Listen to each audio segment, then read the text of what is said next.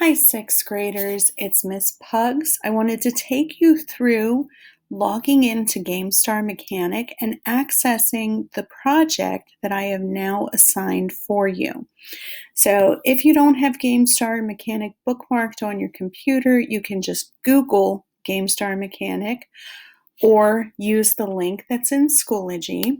You're going to log in with your username and password. Remember, mine's a little bit different because I'm the teacher.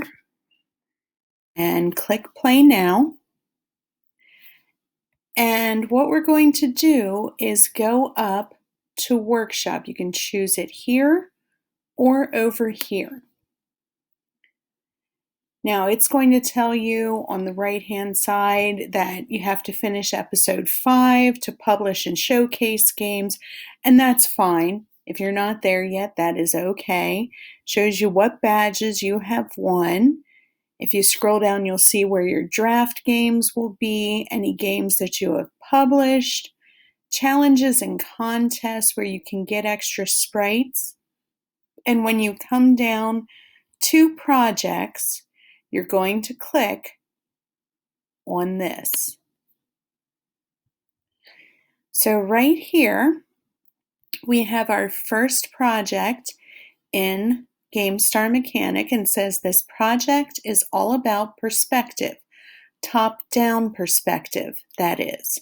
In these games, the camera is overhead looking from the top down onto the game. Many popular games are top-down, like Pac-Man and the original Legend of Zelda. Often, top-down games have mazes and puzzles. Are you up to the challenge of creating your own top-down game?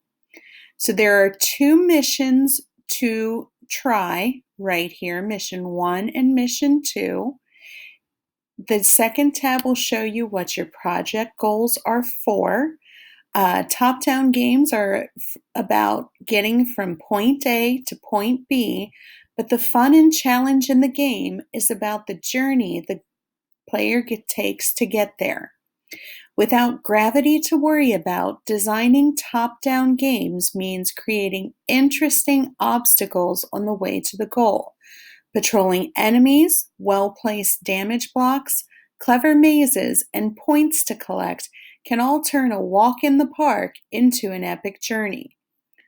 Top-down perspective is great for creating games that look and feel like a place. Good top-down games can look like a map of an enchanted kingdom, the deck of a spaceship, or the paths through a dark forest. Where will your inspiration come from? Is your game based on a real place or one from your imagination? Is it a place you'd like to visit or one you'd want to avoid? And then you can click on My Project. And it says to start your project must have a game in it. Click the button below to start building a new game for this project. Once you've beaten all the levels, click the Submit button. It's where the Publish button usually is to make it part of your project. And you get to build a new game from a template made just for this project. So they're going to start you out with a template. They've given you all the possible sprites that you could need. We've supplied you with a simple set of goals, rules, space, components, and mechanics in a game. Do your best to make it your own. And we click Build Game. You'll want to save often, but here's your basic space to work with. Your pointer allows you to place things, like maybe your little avatar, your blaster avatar. The wrench will allow you to edit the settings on him, so how fast or how slow you want him to go, how many units of health he can have. Your dropper allows you, that's your clone tool. And your X button will allow you to erase anything. You have other settings that you can monkey around with. So this would be where you'd put your intro message and what happens when you've conquered the game. You can change that and customize it. You can put in goals and rules and add tips and tricks. So we have different avatars, both enemy and sprite, that are available for us. We've got different environment blocks right here. And again, like I said, if you want to change the color of one, you come in, you click on the wrench, and you should be able to change it. I guess in this, they're keeping it basic for you. There's your items, so things like keys, your blaster, timers, and any other system sprites. So they're all in here.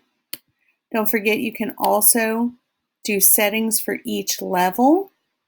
I don't believe you're able to change these. You shouldn't be changing this from top down because that needs to be the perspective. Okay? And you can choose a different background here. So you can choose which one you want. So you've got a lot of freedom in here to really create a good top-down game. So again, remember to save often because you can always come back, and when you are absolutely 100% done with your game, you are going to hit submit.